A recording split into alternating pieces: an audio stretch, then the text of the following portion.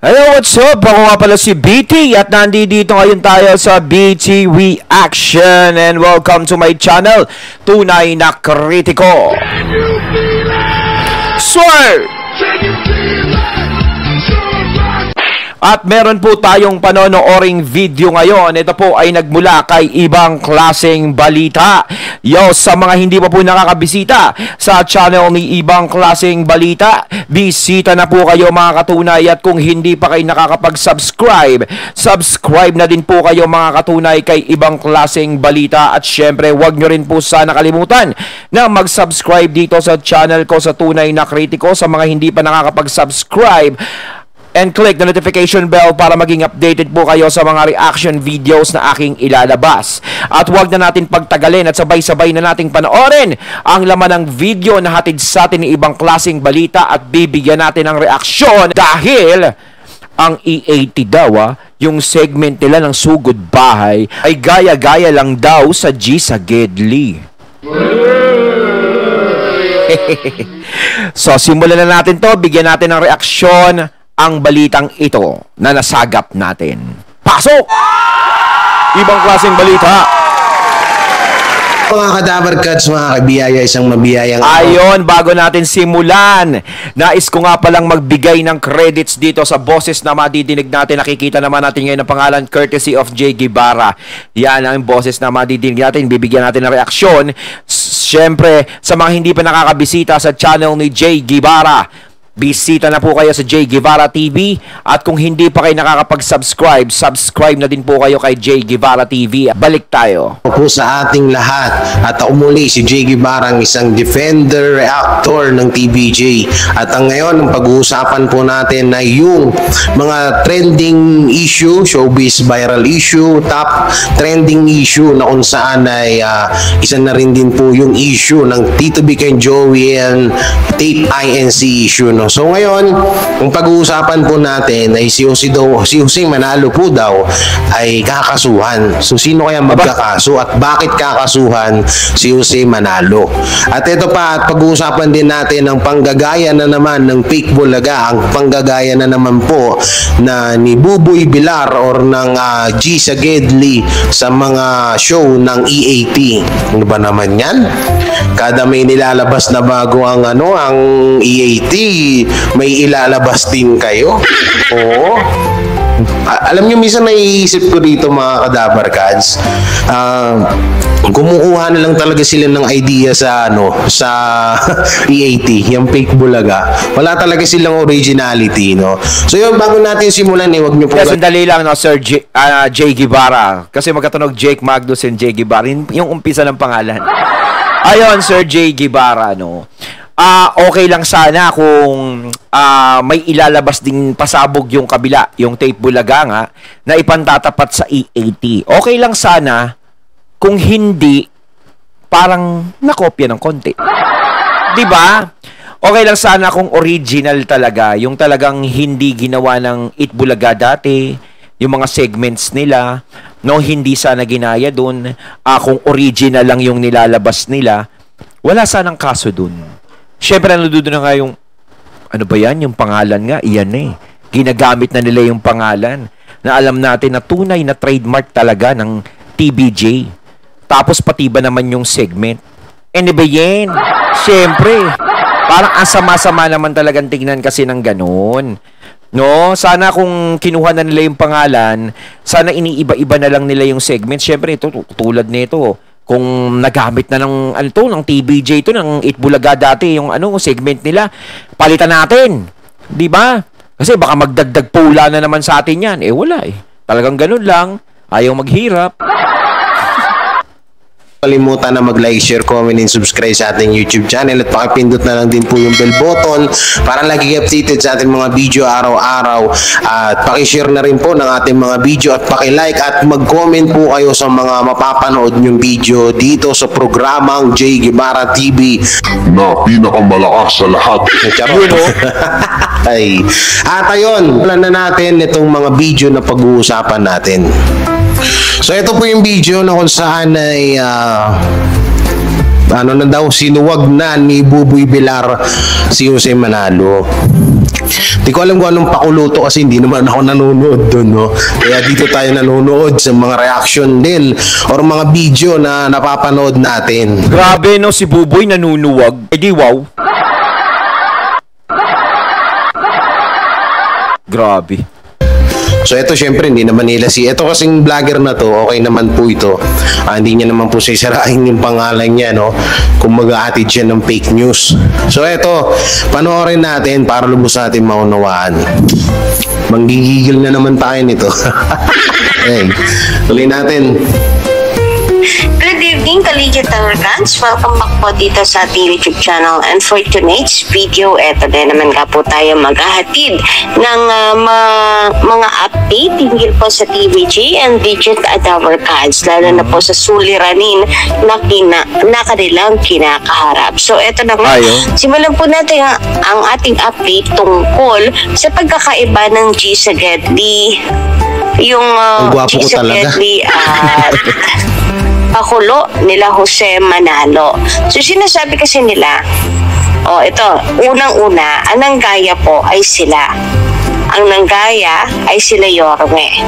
Kasi yung G sa Gedli, kamukhang-kamukha po yan ng Sugod Barangay ng mga TVG, ng Digital Records. And then, ngayon, nagkiklaim naman po sila na manggagaya daw ay si Jose Manalo. Ginagaya si Yorme. Kailan nanggaya ang EAT? So, paano po kayo ginagaya? Napakalayo naman po ni Yorme dito kay Jose.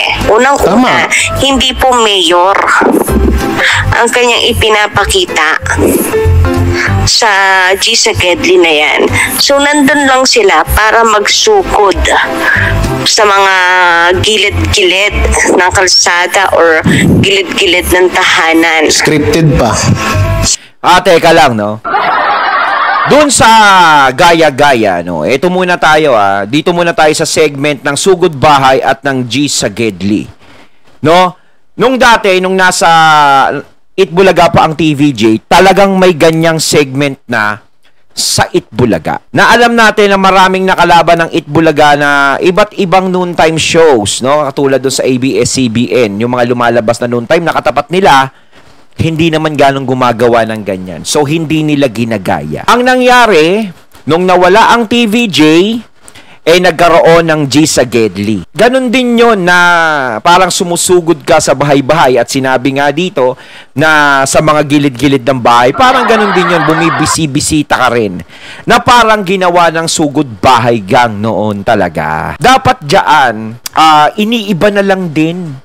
No, hindi na ganyan kasi parang pinalitan lang yung pangalan. So, ang mangyayari, ano ba naman to? Mga parang walang originality. Iniba nyo lang yung pangalan pero ganun din ang segment. No, ganun din yung ginagawang treatment sa mga tao. At eto, siguro dito sa EAT, may karapatan naman sila na ituloy kung anong segment yung ginagawa nila dati nung nasa Itbulaga pa sila. At eto nga yung Sugod Bahay. No, karapatan nila yon. Kumbaga, hawak nila talaga yung original kahit sila ang gumawa. So, eto naman G sa Gedli is parang kinontinue lang nila kung ano yung ginagawa na parehas sa ginagawa ngayon sa TV5 nila Jose. So nagkaiba naman ngayon dahil si Jose naman ngayon naging mayor, di ba? Pero alam naman natin si Jose may mga ginaganapan siyang iba-iba talaga. No, kahit noon sa Sugod Bahay, kahit Sugod Bahay talagang may ginaganapan siyang iba-ibang karakter. Di ba? So, napili nila yung mayor. Ano naman ngayon ang big deal doon? Hindi naman magkapareho, hindi naman Yorme Jose ang tawag sa kanya. 'Di ba? Mayor ng buong sambayanan. Buong planeta hanggang planeta, 'di ba? Mayor ng lahat. Ba't nagagayahin naman si Yorme? Kung hindi po siya mayor, kagaya ng dinedefine ni Jose Manalo na siya ay mayor ng buong Pilipinas. Meron pa nga po mga panukala, merong mga proyekto, merong party list, mayroon pang jingle. So wala naman pong ganoon. Walang panukala, walang plataforma. Itong si Yorme, basta pupunta lang sila sa gilid-gilid, di ba? So, At saka ano, di ba? Ibang-iba naman talaga si Jose. At saka ginaganapan naman ni Jose, talagang meron siyang mga karakter na ginaganapan. No, may mga karakter siyang ginagawa dati pa. Pati pa naman si Wally. Sus, Mario Joseph, ano namang ginagaya? Ano pong nanggaya? Saang banda po doon? Alam nyo, maputol ko lang saglit. Kung hindi nyo pa napapanood yung video ko, kanina umaga panoorin nyo. Nandyan po yung katibayan na mas nauna po si Jose Manalo sa mga ganyang bagay, yung ganyang pagpapatawa. Katulad nung Kapitan Nunal, Kapitan Jose, ngayon diba? Jose. Kaya wag nila... Ang dami niyang ginaganapang mga iba't ibang karakter. Kasi kayo... sabihin na ginaya sila ni Jose Manalo dahil hindi sila karapat-dapat na gayahin. Inirapan no? Tuloy natin. Ginaya. Baka pa ito ang masabi namin sa inyo, kayo ang nanggagaya dahil itong pakulo ng TVJ and Digital Records sa inyong ginagaya. Tama. So ano po ba ang bago ngayon? Dito sa Itbulaga, di po ba ang bago ay walang iba kundi ang segment ni Mayor Jose Manalo, ang mayor ng buong Pilipinas na may pa-jingle na, buong may Pilipinas pa-flyers. Kala ko... So kumbaga niligyan Hindi po masyadong nila ng galit si ate. twist kahit po paano ang kanilang sugod bahay mga kapatid. Pero siguro dahil naiitsapwera na ngayon ang G sa Gedli ni Yorme, eto po sila't gumagawa rin ng pakulo. So kung namumuno po or... Alam nyo, correct ko lang kayo, sa mga pakulo ng ibang mga noontime show, wala tayong problema. Kaso ang masama dito, napapansin ko kasi sa kada may pakulo ang EAT or ang TBJ sa EAT ay sinasabayan din ng fake bulaga or ng generic na bulaga na may pakulo din sila. Tapos ang nangyayari talaga is nanggagaya talaga sila. Yun talaga yung lumalabas diyan, no? Kasi kada may bagong pakulo, ano rin sila, maggagawa din sila ng pakulo na hindi nila masyadong pinag-isipan. So paano ko ba nasabi na hindi nila masyadong pinag-isipan? Panoorin nyo dito sa video to. Ituturo ko sa inyo at i-analyze ko kung paano hindi nila pinag-isipan nitong yung yung bagong pakulo nila. Pahiya sila dito, promise. Pero yung katulad dun sa yung kumakain siya sa mga bahay-bahay kapag pupunta siya si Buboy. Ang dating gumagawa niyan talaga, no, si Jose talaga, nakikita natin yan. Kung ano yung aabutan nila dun sa hapagkainan nung mga pamilyang pinupuntahan nila, is talagang kumakain talaga si Jose doon, no? Tapos ibibigay naman yung papremyo ng mga nanalo, yung mga bila-bilao, di ba? So sinasabi no, sige, yan na lang kainin nyo, ito na lang sa akin. May nakikita pa tayo mga sardinas, di ba? Yung mga ulam-ulam doon, kahit mga tira-tira na kahapon pa, no? Yung malamig na. Talagang kinakain talaga ni Jose. Naginaya din naman ito. Nakitang-kita naman natin, ganyan. Mario Jose, parang yung pagiging malapit ni Jose sa mga tao, no, sa masa, is ginagawa nyo din. Parang ganyan yung nangyayari. Ngayon, sino yung nanggagaya sa hindi nanggagaya? Sana hindi na lang kayo nagsasalita ng mga ganyan eh. Diba yung ginagaya, gaya. Magtrabaho na lang. Mas maganda yung mag-entertain na lang kayo na mag-entertain ng mga tao. Kaso nga lang nakikipagpambuno pa kayo sa TBJ, sa EAT, legit dabar ka dyan. Parinigan dito sa kabila. Syempre, maiinis din naman yung kabila. Lalo na si Sir Joey, pag nagsalita, mamasamain nyo. Pero kayo din naman ang mauunang nagsasalita. Ganun yun eh. Ang sa TVJ, legit na record, sugod barangay mga kapatid or sugod bahay mga kapatid, ang Gisa Gedli Prinsipe, ang kanila pong pambato. So atin mayor, kanila prinsipe. Diba? Kung hindi ka naman na dakilang ambisyoso at ambisyosa na talunin ang TVG and Jose Prinsipe. Manalo. Talagang yes, gustong-gusto po nilang ungusan. Higit Grabe, may pakabakabayo pa. Ito yung sinasabi ko sa inyo. No, ito yung sinasabi ko sa inyo na hindi nila masyadong pinag-isipan. Kasi ito ayon sa libro ng mga binabasa ko din, wow, parang Joey De Leon lang para henyo master, mahilig sa libro ang prinsipe is kailangan pagsilbihan at galangin, diba? Prinsipe, ganun yung ibig sabihin ng prinsipe. Pero bakit dito bakit po dito sa generic na Itbulaga or sa fake Bulaga po ay bakit po ang prinsipe ang mismong nagdadrive ng kalesa? O tingnan nyo po Baliktad yung tali dyan. Tapos parang mas bagay. Mayor Jose Manalo tuloy. Si Isko Moreno, siya yung walang ginagawa. No? Ayaw din ibaba ni Isko Moreno ayaw rin gawing katawa-tawa ni Isko Moreno yung sarili niya no? So tutusin dapat nga siya yung siya yung parang driver or si Buboy Villar dapat yung parang boss, di ba? Kasi siya yung parang nangyari si Buboy yung nagiging puppet si Buboy, di ba? Parang nakakatawa siya na lang parang iba kasi yung pagpapatawa nila kailangan may ginagamit silang tao. Hindi katulad si Jose talaga pag nagpatawa, kahit na gumamit siya ng karakter, siya din yun, talagang bumibenta.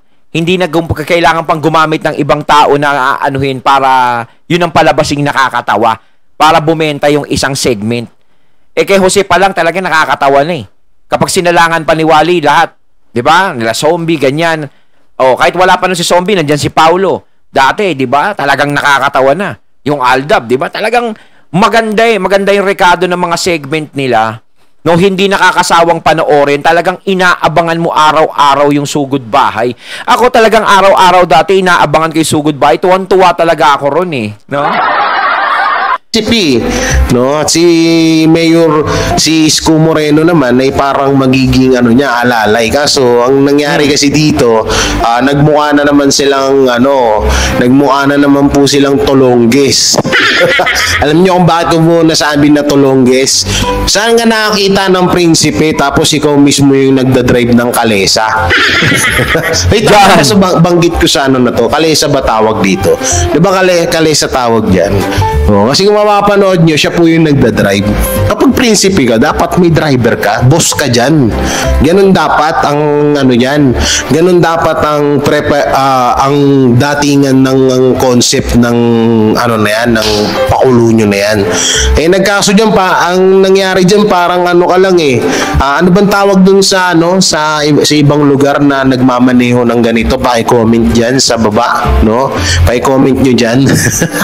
Gagawa na nga lang kayo ng pakulo, Kutsero. Bakpa. Saan nga nakita prinsipe tapos ikaw yung nagmamaneho? Si Buboy yung naging kutsero. Ikaw naghahawak ng tali. Parang prinsipeng bosabos ang dating. Nagdadrive. So muna kayo tayo. Ayun, natating natunghayan ng video na nagmula kay ibang klaseng balita. At syempre natunghayan din natin ang boses na yon na nagmula kay Jay Guevara TV na binigyan natin ng reaksyon. Ayan mga katunay, kayo anong masasabi nyo? Nagaya-gaya lang daw ang si Jose Ay nako, comment lang po kayo. So once again, I'm BT and I'm out. Peace.